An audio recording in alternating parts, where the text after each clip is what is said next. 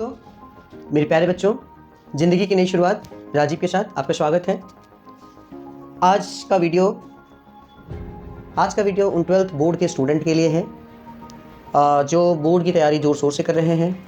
मुझे पता है कि बहुत सारे आइडियाज़ के साथ और बहुत अच्छे से, ईमानदारी से, ऑनेस्टी से, तन मन से अपनी बोर्ड एग्ज़ाम की तैयारी बच्चे कर रहे हैं।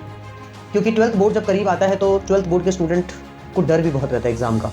तो मैं आपको बताना चाहता हूँ, बिल्कुल भी डरिए मत, क्योंकि आपने अपनी एग्ज़ाम की तैयारी की है और कर भी रहे हैं। अभी समय बहुत कम बचा है आपके पास में। तो अभी लास्टली क्या होना चाहिए, सबसे ज़्यादा ज़रूरी है वो आपको भी मालूम है, जितने भी प्रीवियस ईयर्स के सैम्पल पेपर सॉल्व करने चाहिए।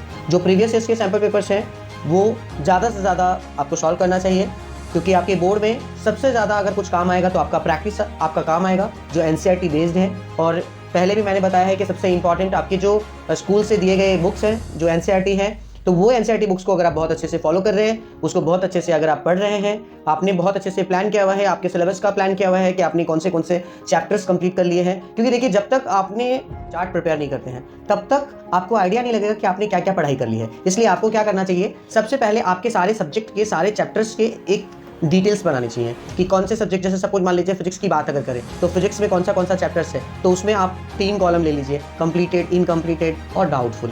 तो इससे क्या बेनिफिट होगा कि अगर आपने उस पर टिक किया हुआ है तो आपको क्लियर हो जाएगा कि आपके कंप्लीट चैप्टर्स जो आपने अच्छे से कंप्लीट किया, आपने खुद से किया, या आपकी जो गाइडेंस देने वाले जो कोचिंग हो, या फिर जो स्कूल है, या फिर जो आपके कोई कंसल्ट में आपसे सीनियर है जो आपको गाइड कर रहा है, तो वो आपका क्लियर हो जाएगा कि आप कितने सारे चैप्टर्स अच्छे से कंप्लीट कर चुके हैं। अभी जो इनकम्प्लीटेड है या जो डाउटफुली है उस पर फोकस करिए, क्योंकि समय कम है। वैसे तो होना चाहिए कि आपके सारे सब्जेक्ट में सारे चैप्टर्स कंप्लीट हो जाने चाहिए अब तक, और अब रिवीजन स्टार्ट कर लेना चाहिए। ऑलरेडी रिवीजन में आप होंगे भी, आप अपना रिवीजन कर रहे होंगे।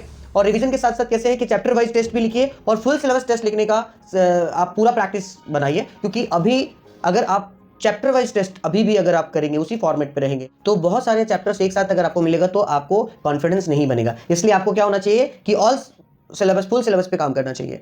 और मैं आपको बताना चाहता हूं कि बहुत ज़्यादा एटीट्यूड में मत रहिए, बहुत ज़्यादा ओवर कॉन्फिडेंस में मत रहिए कि मेरी तैयारी तो पूरी हो चुकी है। कितनी भी तैयारी आपकी हुई है, लेकिन वापस आपको एक रिवीजन तो चाहिए ही चाहिए। तो रिवीजन कीजिए। आपको हमारे वीडियो के डिस्क्रिप्शन पे लिंक मिलेगा, जहाँ पे प्रीवियस ईयर्स के बहुत सारे क्वेश्चंस मिलेंगे जिससे आप प्रैक्टिस कर सकते हैं। उसका क्वेश्चंस और सॉल्यूशन दोनों मिलेगा। तो आप अच्छे से तैयारी कीजिए, ईमानदारी से तैयारी कीजिए, समय बिल्कुल बर्बाद मत कीजिए। और आपको लास्ट में मैं बताना चाहता हूं कि अदर एक्टिविटीज से हट जाइए। मोबाइल, लैपटॉप, टीवी, ये सब चीज़ अवॉइड करिए। ये सब चीज़ों की जरूरत अब आपको नहीं है। आपके एग्जाम तक कंप्लीट फोकस कीजिए। इसमें जो बच्चे जेई और जो बच्चे नीट लिख रहे हैं उनको वर्डन थोड़ा ज़्यादा है, तो वो उसी तरीके से अपना स्ट्रक्चर बनाइए और अपनी पढ़ाई पे पूरा कंप्लीट ध्यान रखिए। देखिए, क्या एक बात बताता हूँ, हम लोग पूरे साल इसको पढ़े हैं, बट हमने पूरे साल अच्छे से पढ़ा नहीं, और अचानक से हमको बहुत अच्छे से पढ़ के निकलना है, तो हमारा समय बर्बाद नहीं होना चाहिए। इसलिए अपने समय को बर्बाद ना करते हुए, अपने सारे चैप्टर को टच करते हुए, सारे क्वेश्चन को सॉल्व करते हुए आप अच्छे से तैयारी करिए। आप जरूर अच्छा करेंगे। All the best. Thank you.